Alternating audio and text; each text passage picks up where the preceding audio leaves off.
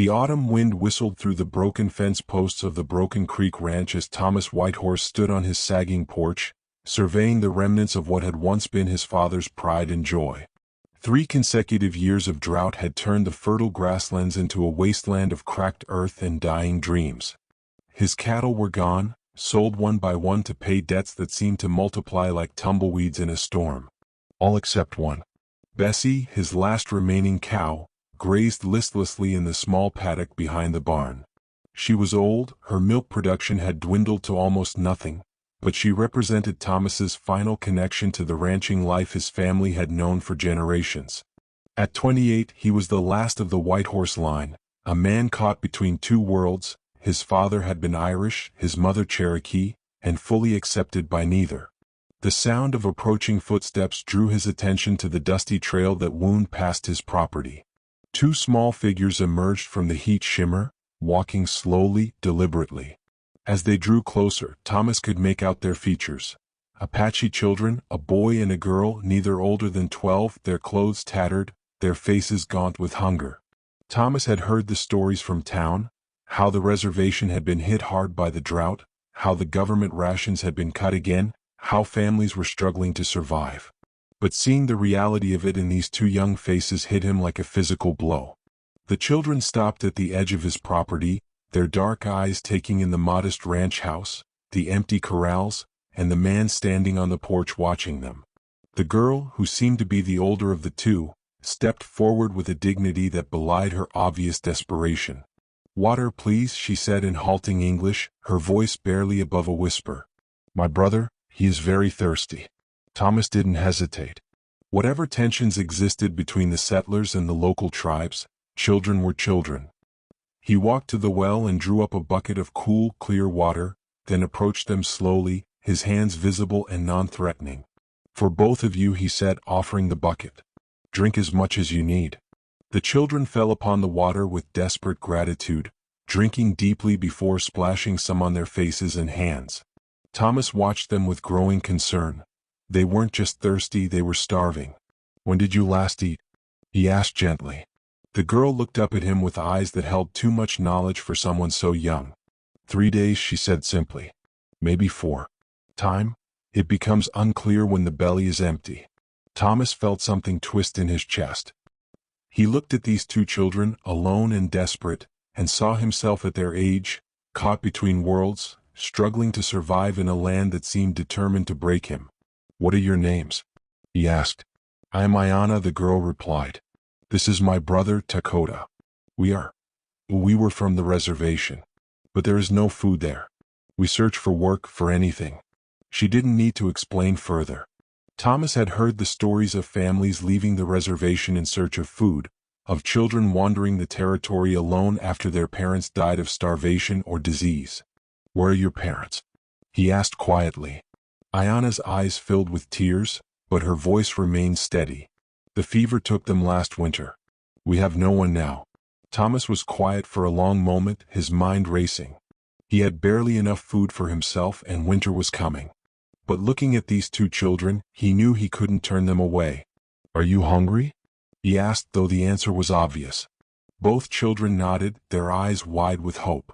Thomas walked to his small garden and gathered what vegetables he could find. A few potatoes, some carrots, an onion. It wasn't much, but it would make a thin soup. As he worked, he became aware of the children watching his every move, their faces filled with a mixture of gratitude and disbelief. But as he prepared to start a fire, Thomas realized the terrible truth: vegetables alone wouldn't be enough. These children needed protein, needed real nourishment if they were going to survive. And he had only one source of meat on his entire property. He looked toward the paddock where Bessie stood, chewing contentedly on the last of the grass. She was old, probably wouldn't last another winter anyway. But she was also his last hope, his final connection to the life he'd known. The children sat quietly by his fire pit, their eyes following his every movement. Dakota, the younger boy, swayed slightly where he sat, his body weakened by days without food. Ayanna kept a protective arm around her brother, but Thomas could see the exhaustion in her face, the way she struggled to keep her own eyes open. The decision, when it came, was surprisingly easy. Thomas walked to the barn and retrieved his rifle, checking to make sure it was loaded. Then he approached Bessie, who looked up at him with trusting brown eyes. "I'm sorry, old girl," he whispered, stroking her neck. "But sometimes we have to sacrifice what we love for something more important." The shot echoed across the empty landscape, and Thomas felt a piece of his heart break with it. But as he began the process of butchering the animal, he thought about the 2 children by his fire and knew he'd made the right choice. Some things were more important than holding on to the past. Some things were worth any sacrifice. As the sun began to set, painting the sky in shades of gold and crimson, Thomas built up his fire and began preparing a feast that would feed 2 starving children and give them the strength to face whatever tomorrow might bring. He didn't know it yet, but his act of selfless generosity was about to change everything. The aroma of roasting beef filled the evening air as Thomas worked over his fire, turning the meat carefully to ensure it cooked evenly. Ayanna and Dakota sat nearby, their eyes wide with disbelief as they watched this stranger prepare what was clearly a feast beyond their wildest dreams. "You killed your cow for us?" Ayanna asked, her voice filled with wonder and something that might have been guilt. "But that was your last one. We saw no others." Thomas looked up from his cooking, his weathered face creased with a gentle smile. "Sometimes the most important things we do are the hardest things we do," he said simply. "You children needed food more than I needed that old cow." Dakota, who had been silent since their arrival, finally spoke up. "In our tribe, such generosity creates a debt that must be repaid. You have given us life itself." "No debt," Thomas replied firmly. "Just neighbors helping neighbors. That's how it should be." As the meat cooked, Thomas shared what little he knew about their situation. He'd heard rumors of the conditions on the reservation, of families struggling to survive on inadequate government rations, of children orphaned by disease and starvation. But hearing it firsthand from Ayanna painted a picture even bleaker than he'd imagined.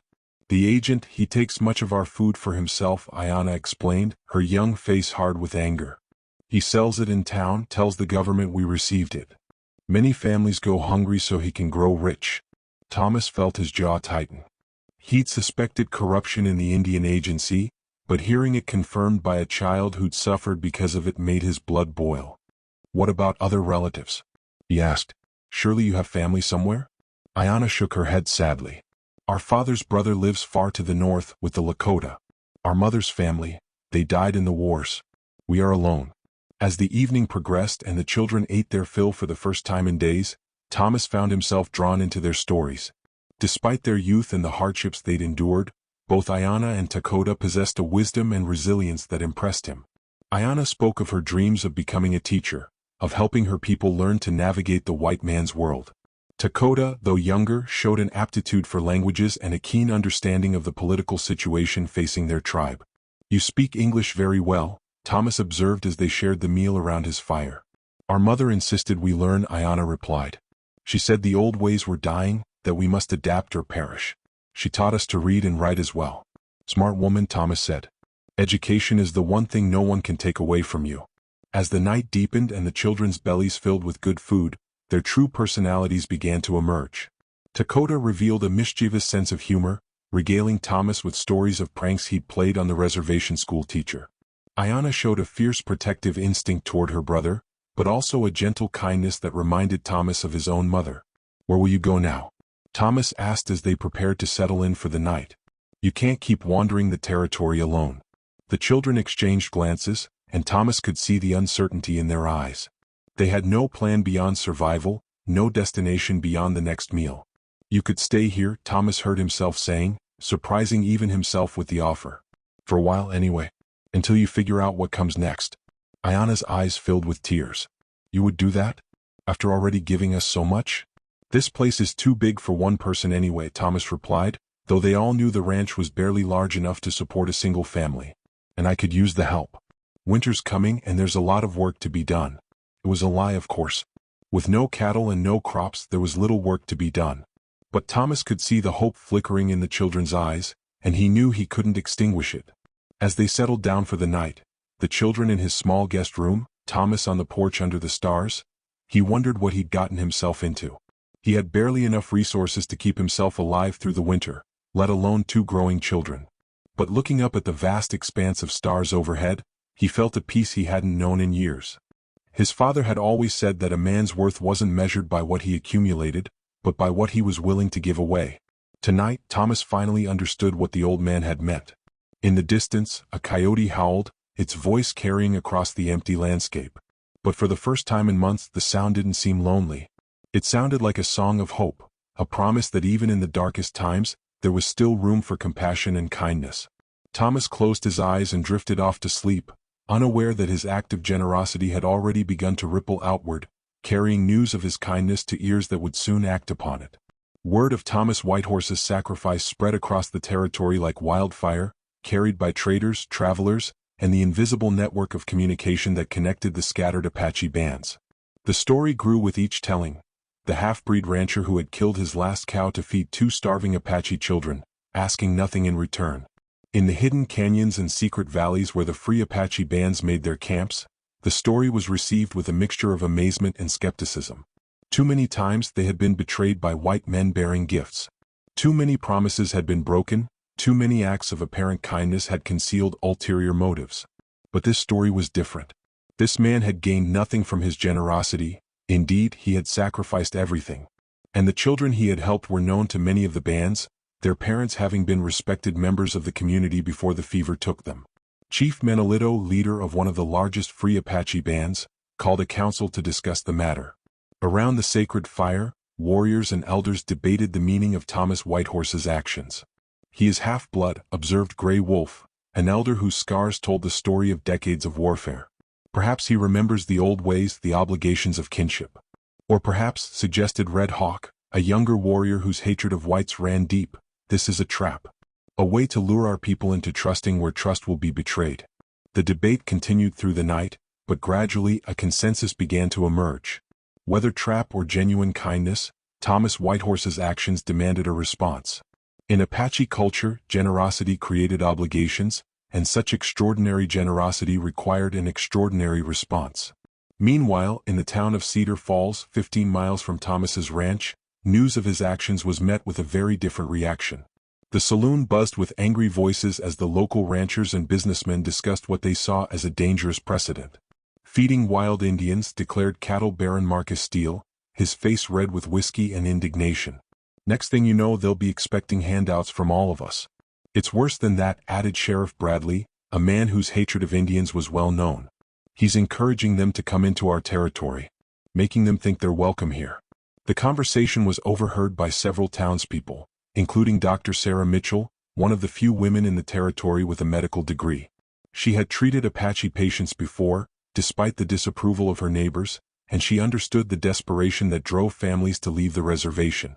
Those children were starving, she said quietly, her voice cutting through the angry chatter. What Thomas did was an act of Christian charity. Christian charity? Steele laughed harshly. Doc, those savages would scalp you as soon as look at you. Whitehorse is a fool, and a dangerous one at that. The argument might have continued, but it was interrupted by the arrival of a breathless ranch hand who burst through the saloon doors with news that sent a chill through every person present. Indians, he gasped, his face pale with fear. Hundreds of them moving across the territory, all heading toward the Whitehorse place. The saloon erupted in chaos. Men shouted for their guns, women screamed, and Sheriff Bradley began barking orders about defensive positions and evacuation plans. But Dr. Mitchell pushed through the crowd to question the ranch hand more closely. How many? She asked. And how were they moving? I counted at least 200, the man replied, his voice shaking. Maybe more. But here's the strange thing, Doc. They weren't riding for war. No war paint, no weapons drawn. They were moving slow and peaceful, almost like they were going to a ceremony or something. Dr. Mitchell felt a chill run down her spine, but it wasn't fear, it was anticipation. She had lived on the frontier long enough to understand the significance of what was happening. This wasn't a war party. This was something else entirely. As the townspeople prepared for what they assumed would be an attack, Dr. Mitchell quietly slipped out of the saloon and mounted her horse. If her suspicions were correct, Thomas Whitehorse was about to witness something unprecedented in the history of the territory, and she intended to be there to see it. The ride to the Whitehorse Ranch took her through country she knew well, past abandoned homesteads and dried-up creek beds that told the story of the drought's devastation. As she crested the final hill before Thomas's property, She could see them in the distance, a vast gathering of Apache warriors, their horses arranged in perfect formation around the modest ranch house. But there was no smoke, no sounds of battle. Instead, there was an almost ceremonial quality to the scene, as if she were witnessing something sacred and ancient. Dr. Mitchell dismounted and approached on foot, her medical bag in hand as a sign of her peaceful intentions. As she drew closer, she could see Thomas standing in front of his house, Ayanna and Dakota beside him, all three facing the assembled warriors with a mixture of awe and uncertainty. At the head of the Apache formation sat Chief Menelito himself, his weathered face grave but not hostile. When he saw Dr. Mitchell approaching, he raised his hand in greeting. "You are the healing woman," he said in accented but clear English. "You are welcome here." Dr. Mitchell nodded respectfully. "Chief Menelito, I came because I heard. I wanted to understand what was happening." The chief's eyes moved to Thomas, then to the children, then back to the doctor. "What is happening," he said slowly, "is that honor is being repaid. Generosity is being answered with generosity. And perhaps, if we are fortunate, a new understanding is being born." As the sun reached its zenith, painting the scene in brilliant light, Dr. Mitchell realized she was witnessing history in the making. The question was whether it would be a history of peace or a prelude to war. The ceremony began at dawn, as Chief Menelito dismounted and approached Thomas with the measured dignity of a man performing a sacred ritual. Behind him, 200 Apache warriors sat motionless on their horses, their presence both magnificent and intimidating in the morning light. Thomas stood his ground, though Dr. Mitchell could see his hands trembling slightly. Ayanna and Dakota flanked him, their young faces filled with wonder at seeing so many of their people gathered in one place. "Thomas Whitehorse," Chief Menelito said, his voice carrying clearly across the silent gathering. "You have shown honor to the children of my people. You have given when you had little to give. You have fed the hungry when you yourself faced hunger." The chief paused, his weathered hands reaching into a leather pouch at his side. From it, he withdrew a magnificent war bonnet, its eagle feathers catching the morning light like captured sunbeams. In our culture, such generosity creates obligations. Not debts to be repaid but bonds to be honored. You have shown yourself to be a man of the old ways, a man who understands that all children are sacred regardless of the color of their skin. Thomas found his voice, though it came out rougher than he intended. "Chief, I don't need any reward. I just did what anyone should do." Menelito smiled, and for a moment, his stern features softened. "That is precisely why you deserve this honor. You acted not for gain but from the heart. You are hereby adopted into the Apache Nation as a brother, with all the rights and protections that entails." The chief placed the war bonnet on Thomas's head, and a great cry went up from the assembled warriors. But this was only the beginning of the ceremony. One by one the warriors began to dismount, each approaching Thomas with gifts. Some brought horses, magnificent animals that represented wealth beyond measure in Apache culture. Others brought weapons, blankets, jewelry, and food. Within an hour, Thomas's modest ranch was transformed into a trading post, his empty corrals filled with livestock, his bare pantry overflowing with provisions. Dr. Mitchell watched in amazement as the gifts continued to arrive. She had studied Apache culture enough to understand the significance of what was happening. This wasn't just generosity, it was a formal adoption ceremony, a recognition of Thomas's family. But the most significant moment came when an elderly Apache woman approached, leading a young girl by the hand. The woman spoke to Chief Menelito in rapid Apache, and the chief nodded gravely. "This is Singing Bird," Menelito explained to Thomas. "She is the grandmother of these children you have saved. She has traveled many days to see them, to thank you for preserving the last of her bloodline." The old woman approached Thomas with tears streaming down her weathered cheeks. She spoke in Apache, her voice thick with emotion, and Ayanna translated. "She says you have given her the greatest gift possible, the lives of her grandchildren. She says you are now her son, and she will pray for you every day until she joins the ancestors." Thomas felt his own eyes fill with tears as the old woman embraced him. In that moment, he understood that his simple act of kindness had created bonds that would last for generations. As the ceremony continued, Dr. Mitchell noticed movement on the horizon. A dust cloud was approaching from the direction of town, and she could make out the shapes of riders. Her heart sank as she recognized Sheriff Bradley at the head of a posse of angry townsmen. Chief Menelito had noticed them too, and his expression hardened. The peaceful ceremony suddenly took on a different tone as the Apache warriors began to position themselves defensively. Thomas saw the approaching riders and felt his stomach drop. He knew what this looked like to the townspeople, A white man surrounded by hundreds of armed Indians. They would assume the worst. Chief, he said urgently, those men from town, they don't understand. They'll think this is an attack. Manolito nodded grimly. Then we must help them understand. But know this, brother, you are under our protection now. Any harm that comes to you comes to all of us. The posse arrived in a cloud of dust and shouting, Sheriff Bradley leading the charge with his rifle drawn. But they pulled up short when they saw the scene before them. Not a massacre, but what was clearly a celebration. What in the hell is going on here? Bradley demanded, his eyes taking in the gifts, the ceremony, the peaceful gathering. Thomas stepped forward, the war bonnet still on his head, his new Apache family arrayed behind him. Sheriff, he said calmly, I'd like you to meet my new relatives. The explanation took the better part of an hour, with Dr. Mitchell serving as an additional witness to the events. Gradually, the tension began to ease as the townspeople realized they were witnessing something unprecedented, a genuine alliance between white and Apache, born not of politics or treaties, but of simple human kindness. As the sun reached its zenith, Chief Manolito made one final pronouncement. From this day forward, he declared, Thomas Whitehorse and his land are under the protection of the Apache Nation. Any who would harm him must answer to us all. The message was clear, and Sheriff Bradley was smart enough to understand its implications. The balance of power in the territory had just shifted dramatically. As the ceremony concluded and the Apache began to disperse, Thomas found himself standing in the midst of wealth he could never have imagined. But more than that, he had gained something far more valuable. A family, a purpose, and the knowledge that sometimes the smallest acts of kindness can change the world.